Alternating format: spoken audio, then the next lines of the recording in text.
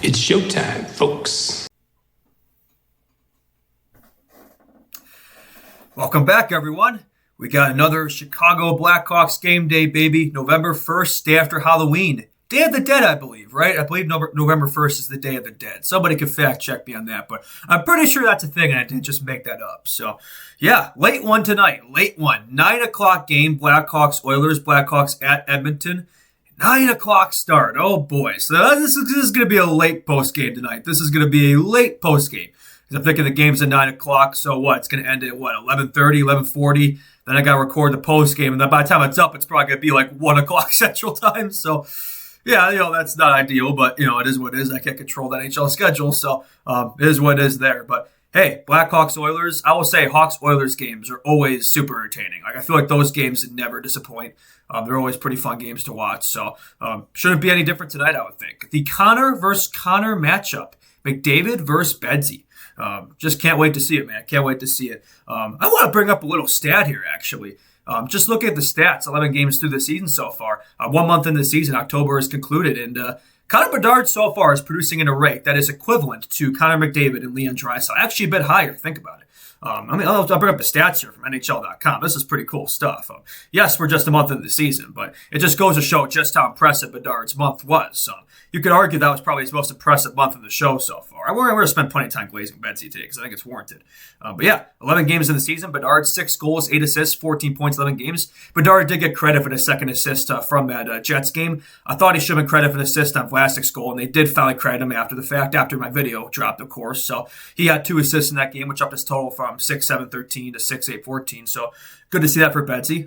Even in games, that's the thing, man. Even in games where he didn't look that particularly impressive, he's still putting up multi-point performances. That's when you know, okay, he's on one right now. Leon Draisaitl, 8 goals, 6 assists, 14 points in 12 games. And Connor McDavid, 3 goals, 11 assists, 14 points in 12 games. So Connor Bedard is the best Connor in the show, confirmed. But one less game. Bedard has the same production as McDavid Draisaitl in one less game. Yes, we're just a month in the season. Yes, the Oilers always start off slow. Yes, Draisaitl tend to start off slow in recent years and then they pick it up. But hey, that means something. That means something. I think that's pretty damn cool. Another pretty damn cool stat, if I do say so myself. This is from Bar Down. Comparing Connor Bedard and Patrick Kane's stats. 161 games in their NHL career. Connor Bedard, 51 goals, 91 assists, 142 points. Patrick Kane, 46 goals, 95 assists, 141 points. So Bedard is producing an equivalent, if not a bit higher rate than Patrick Kane through the first 2.25 years of his career. And I recall everybody calling him a bust.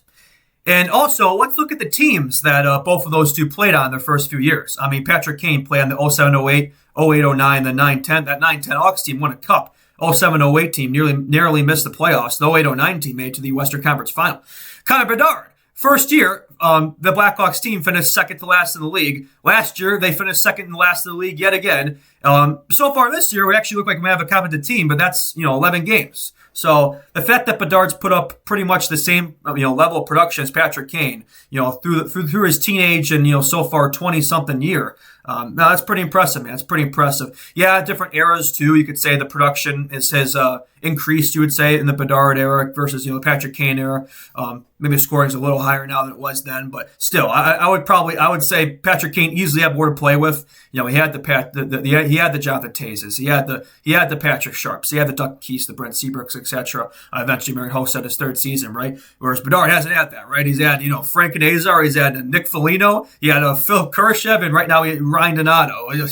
Just to name a few. So just the level of line mates here are just not even close to the same level. So that's pretty impressive stuff from Bedard. So yeah, don't let anyone tell you that, man. I think he's gonna turn out just fine.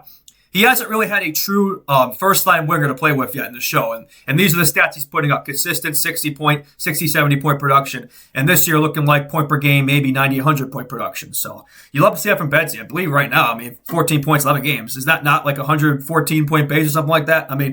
Is he going to keep that up? It's probably going to be a regression, but maybe not. Maybe not. I don't know. This team you would think is only going to get better throughout the year, right? You think it's only going to get younger. We're going to call up those guys from Rockford, right? This team's only going to get better, you think. So as the year wears along, honestly. So if anything, his production might increase. So we'll see.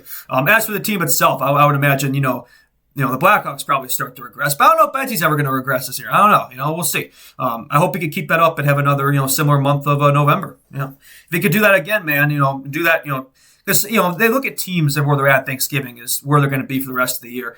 You can kind of see that for players as well. Like if a player's production's at a certain level, say at the Thanksgiving break, it's probably going to stay around that level for the rest of the year, give or take, right? So if Benzie can have another big month here, man, I mean, his totals this year could be something. This definitely is looking like the breakout season that we've been waiting for. So you love to see that from Bedard. But yeah, getting into the actual game itself. First of all, I hope everyone had a happy Halloween. Hope everybody had a safe, fun Halloween. I didn't really do much. I basically just stayed in my pad and watched scary movies and read books. So that was my Halloween. Not really much to report there, but kind of a boring Halloween. But that's what happens when you're not much of a social life. So, man, I'm more introverted anyway. So, and Halloween's like, when you're not a kid anymore, Halloween sort of loses, its purpose, I guess. I guess, people still find a way to make it a social gathering event, even like when you're not a kid trick-or-treating.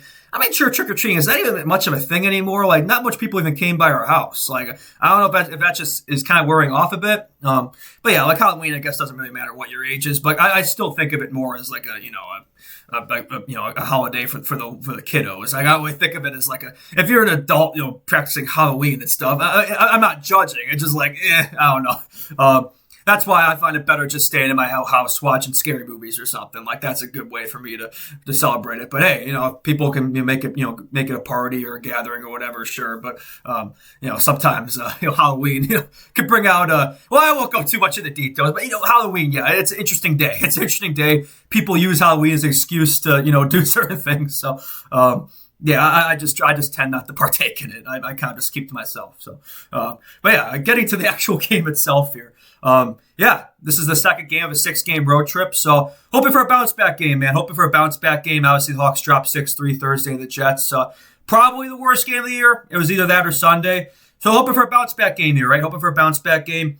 I imagine Soda's in net. I mean, I'll be surprised they went back tonight after Thursday's game. The days blend in, man. It feels like that game was yesterday. It feels like Halloween didn't even happen. But yeah, I would imagine the Hawks go back to Soda. Maybe not. We'll see. I think the goalie matchups are unconfirmed so far for this one, so we'll see. I'm sure the warm-up will happen right after this video drops, and then we'll have the confirmation of that. So I'll throw some of the comments if we get an answer there. But yeah, we'll see what the Hawks do in net. But I imagine it'll be a similar lineup. We'll get into that later. But yeah, Hawks-Oilers games, like I said earlier, always entertaining. This will be a big test for the Hawks, right? Hawks-Oilers actually have pretty similar records so far. If we look at their records, pretty similar. I believe the Hawks are 5-4-2, and the Oilers, I believe, are 5-4-3, so pretty similar records. Oilers have played one more game.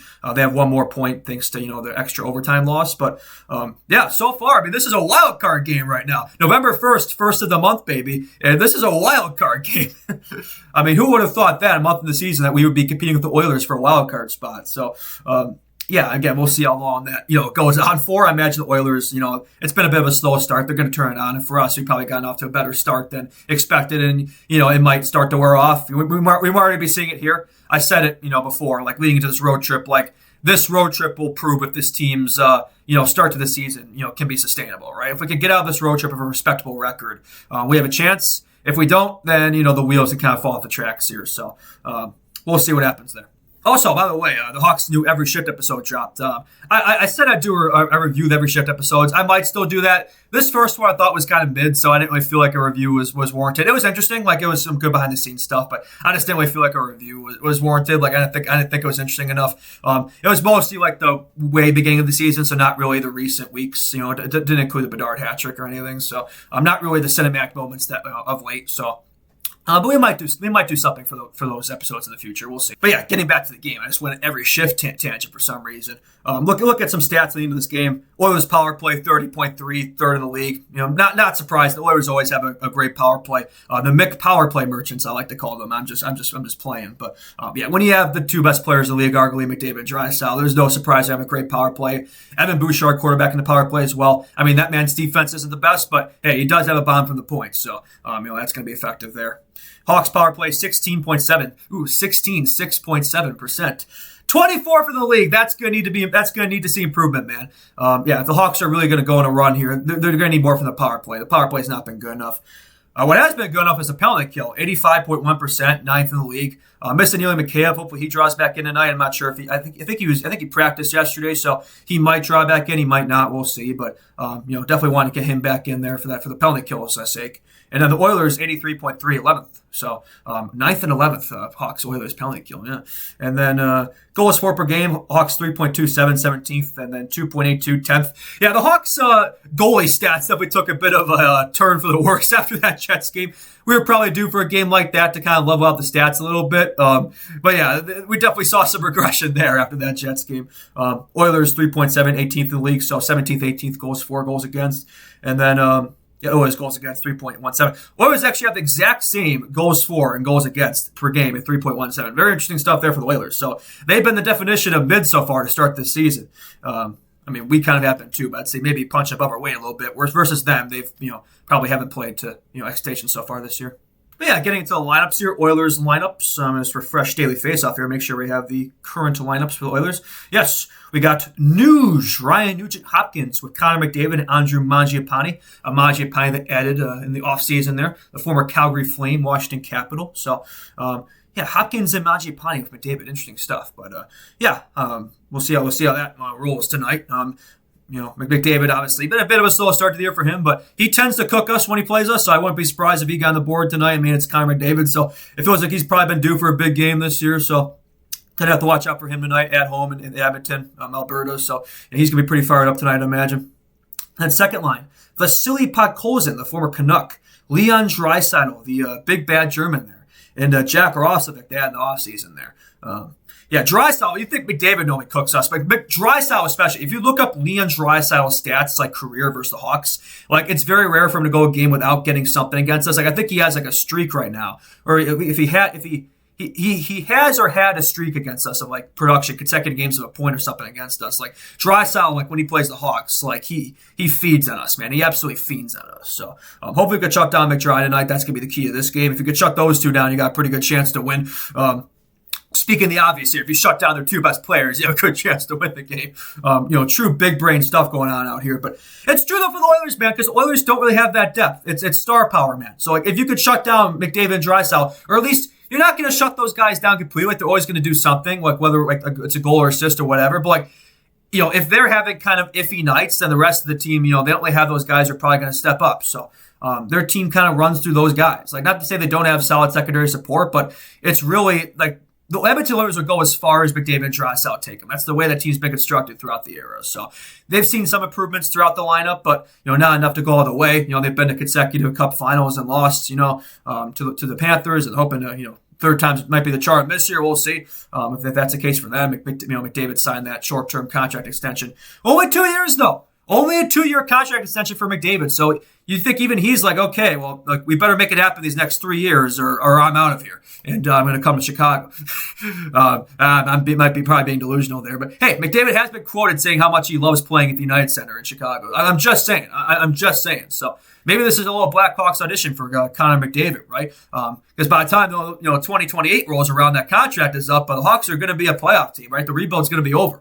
It could be over as soon as next year, maybe even this year. So not this year, but next year.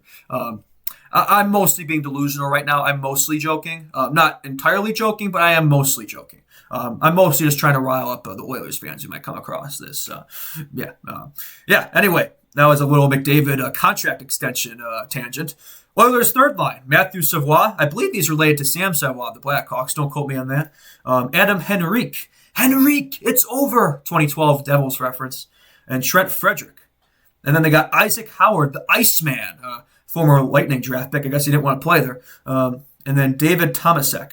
Defensive pairings, they got Matthias Ekholm, Evan Bouchard. Evan Bouchard's basically a 4-forward out there. He's a rover. He doesn't really play a lot of defense. Feels like every game he has a bad turnover or makes a mistake. He's rough to watch, but he has a great slap shot, and he got secondary assists from McDavid and Draisaitl that pump up his numbers, so makes him look better than he is. And they got Darnell Nurse, which is basically, you watch his game, very, very reminiscent of Seth Jones. He's got a $9.25 million contract, so. And they got Jake the Snake Wallman, the gritty man back there. Brett Kulak, Ty Emberson, and Troy Stetcher. So, very interesting defense there. And then net, they got Stuart Skinner. I know Oilers fans love Stuart Skinner.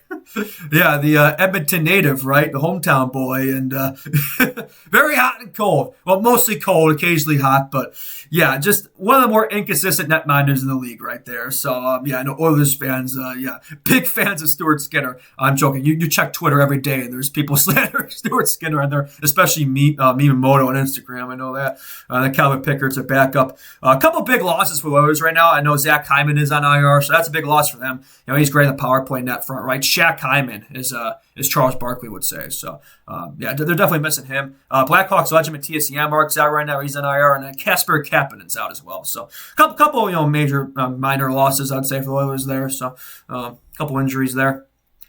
And yeah, the Blackhawks, I don't think we're really changing much of any. I mean, we'll see. To my knowledge, we haven't really changed much of the lineup. Yeah, still got Green, Bedard, Burakovsky, Tavo, Nazar, Burt, Donato, Doc, Mikheyev. Mikheyev, as the asterisk. We'll see if he actually draws in tonight, if he's still out. Slager, Foligno, Lafferty, D, Vlasic, Renzel, Grizzlick, Murphy, Kaiser, Levchinov, and we'll see who the seventh is. Seventh will probably be Crevier, yeah. And then in net, yeah, probably saw it tonight, but we'll see. Let's see, what is David Faceoff at? What is Daily Faceoff at? Let me check and see what David Faceoff has. David Faceoff saying Knight, Skinner unconfirmed, but I don't know. I mean, we don't have the answer to that yet. So goalie matchups we don't know yet, but David Faceoff says it's leaning towards Knight, Skinner. So yeah, we would definitely have the advantage there. I would say. I think Knight will bounce back. Knight's not going to have 2 games like that. He's going to bounce back if he does play. If they go to Soto, who hasn't played in a while, it wouldn't shock me though. I don't think he's played in like a week, so they probably go to Soto for this one, but we'll see. Yeah, the Hawks are dealing with a couple injuries too. I know Dickinson stayed the day, so we'll see if he draws back in or if he's out. I know he left the last game for an injury. He's clearly been nursing something because he's had multiple injuries that kind of short-term injuries so far this year, so I don't know what his deal is or what he's nursing exactly, but yeah, he and Mikheyev are both day-to-day. But that's about it for the Hawks in terms of injuries. Unless you include Laurent Brossoit, but I don't think that man exists. I think that's just that guy's AI. Like, he's a money laundering scheme. I don't think that guy actually exists, so he's just salary cap relief, so yeah. But yeah, I think that's going to do it. Oh, yeah, no, score predictions, my bad. Last time, my gut told me the Hawks were going to lose against the Jets, but I predicted the Hawks to win. Today, my gut's kind of saying the Hawks win, but I'm going to predict the Hawks to lose. Hawks-Oilers games are always super high scoring. I think it's going to be a high-scoring affair. I'll say 5-4 Oilers. I think both McDavid and Draisaitl have big games for the Hawks. The Bedzar connection, I think, is going to have a big game. But yeah, I just think the Oilers are going to narrowly edge us in this one. Hawks have been narrowly edged by Oilers quite a bit in recent seasons, and I think the Oilers, a new month for them. They have to get their season going here, right? It's been kind of a slow start for them. So at home ice advantage here, like late night there, Saturday night. Like I could definitely see them having a big game. So I think the Hawks, they'll have a bounce back game. I think it'll go better than the Thursday game against the Jets, but I say they get narrowly edged in this one, and then that would what the record would be after that. 5-5-2, so pretty much exactly 500. So unless it goes to overtime, if it's overtime, that'd be 5-4-3. So we'll see what happens there. But I think it's gonna be a close game. I think it could go either way, but I just see the Oilers just narrowly taking this one. I think, yeah. But yeah, that's going to do it. Thank you all so much for the support. Subscribe if you haven't already. I believe we're at 581 subs as of the time of this recording. Not even a month in. We're basically a month in. I started this thing, about around the start of October, and we got 581 subs in a month. Like, that's pretty awesome. The support there is crazy. New month, I think the next target is 750 by Thanksgiving. If we can get to 750 subs by Thanksgiving, which is about 3 weeks away, about a month away, I think that'd be a nice little test there. I'd like to get to 1,000 by the end of the year, the calendar year, 2026, or Christmas time, New Year's. I think that'd be nice. But yeah, I think that'd be a nice little goal to set there, and we'll keep rolling here. And yeah, share this video around, friends, family, loved ones, if you haven't already. Appreciate that a ton. If you enjoyed it, And yeah, we will be back tonight. I say tonight, really tomorrow. By the time the post game is over and the video is up, it's going to be tomorrow. Very, very early tomorrow by the time the post game is up for this one tonight. But yeah, we will be there. Hopefully a big game tonight. And yeah, we will see y'all in the next one. B-Hawk memes out. Thank you. Bye-bye. And let's go Hawks. Boop.